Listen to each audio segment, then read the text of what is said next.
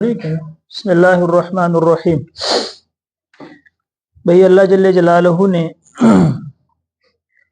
انسانوں کے لیے، ان کی رہنمائی کے لیے اور ان کو دنیا اور آخرت کی نعمتیں دینے کے لیے انبیاء علیہ الصلوۃ والسلام کا سلسلہ جاری فرمایا۔ انبیاء علیہ الصلوۃ والسلام نے آ کر ہمیں دنیا کے بھی نفع بتائے، آخرت کے بھی نفع بتائے، دنیا کے نقصانات سے بھی ڈرایا اور آخرت کے نقصانات سے بھی ڈرایا۔ یہ نہیں ہے کہ صرف آخرت کے نفع بتائے دنیا کو چھوڑ دیا۔ انسان فطرتاً لالچی، انسان کی فطرت میں لالچ ہے۔ اگر صرف آخرت کی چیزیں سامنے ہوتی، دنیا کی نہ ہوتی تو بھی مسئلہ نہیں بننا تھا۔ اسی لیے انبیاء علیہ الصلوۃ والسلام نے آ کر دنیا کے نفع بھی بتائے، نقصان بھی بتائے، آخرت کے نفع بھی بتائے، نقصان بھی بتائے، اور انسان کی لالچی ہونے کی بنیاد پر دنیا کو مقدم رکھا۔ نماز میں ہم کیا پڑھتے ہیں؟ ربنا آتنا فی الدنیا حسنہ، دنیا مقدم ہے، وفی الآخرۃ حسنہ، کہ اللہ دنیا بھی اچھی کر دے، آخرت بھی اچھی کر دے، وقنا عذاب النار، اور ہمیں آخرت کے عذاب سے، جہنم کے عذاب سے بچا۔ اسی لیے ایسے اعمال بتائے حضور پاک علیہ الصلوۃ والسلام سے، مختصر اعمال، کہ اعمال بڑا مختصر ہے، عمل بڑا مختصر ہے، فائدہ بہت بڑا ہے۔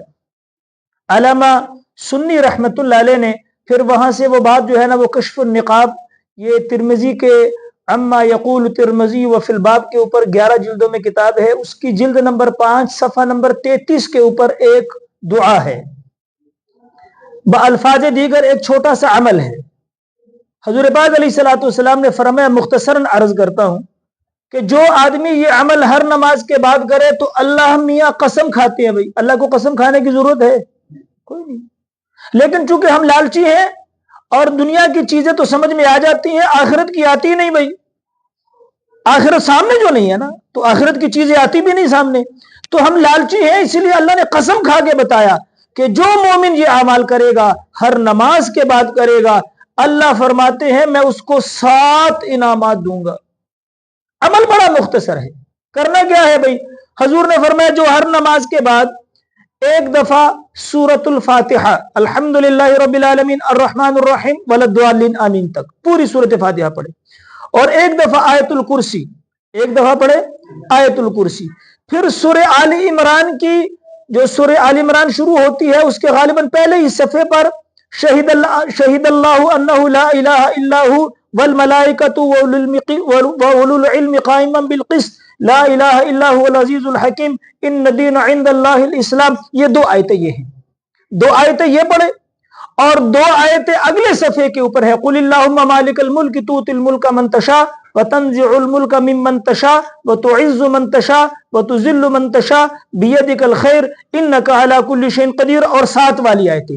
تو سورہ آل عمران کی یہ 2 آیتیں شہید اللہ والی اور قل اللہ والی 2 آیتیں، 4 آیتیں ہو گئی۔ سورۃ فاتحہ اور آیت الکرسی پڑھے۔ اللہ میاں قسم کھا کے کہتے ہیں کہ میں اس بندے کو، اس پڑھنے والے کو جو ہر نماز کے بعد پڑھے گا، 7 انعامات دوں گا۔ کتنے انعامات دوں گا؟ سبحان اللہ، کسی نے بھی نہیں کہی۔ پہلا انعام کیا دوں گا؟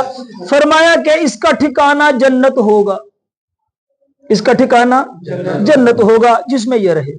نمبر 2، اس کو حظیرہ قدس میں رکھوں گا، یہ برگزیدہ لوگوں کی جگہ ہے۔ حظیرہ کا مطلب عربی میں ہوتا ہے حوض، اور قدس کہتے ہیں برگزیدہ لوگوں کو۔ حظیرہ قدس کوئی مقام ہوگا جنت میں بہت بڑا، اس کو حظیرہ قدس میں رکھوں گا۔ نمبر 3، روزانہ 70 دفعہ اس کو رحمت کی نگاہ سے دیکھوں گا، 70 دفعہ رحمت کی نگاہ سے۔ اور فرمایا نمبر 4، روزانہ اس کی 70 حاجتیں پوری کروں گا۔ روزانہ کتنی حاجتیں پوری ہوں گی؟ 70 حاجتیں پوری ہوں گی۔ اور فرمایا ادناہا المغفرہ، سب سے ادنا حاجت کیا ہوگی ان 70 میں سے؟ اس کی مغفرت، اس کو معاف کر دوں۔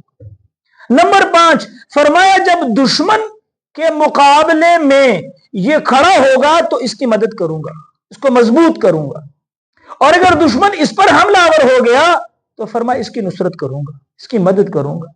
اور نمبر 7، اس کے اور جنت کے درمیان صرف موت حائل ہے، صرف موت حائل ہے، بس موت آئی اور یہ جنت میں گیا۔ تو بھائی یہ موت نا ہم اس کو ویسے سمجھتے ڈرتے ہیں، وگرنہ موت کیا ہے؟ یہ تو مومن کا تحفہ ہے، کیونکہ بھائی بقا آخرت کی زندگی باقی ہے، دنیا کی زندگی فانی ہے، اس فانی کے بعد بقا ہے، فانی کے بعد کیا ہے؟ بقا ہے۔ تو پہلے فنا ہے پھر بقا ہے، پہلے فنا ہے پھر بقا ہے۔ فنا فی اللہ کی موجوں میں بقا کا راز مضمر ہے، جسے مرنا نہیں آتا اسے جینا نہیں آتا۔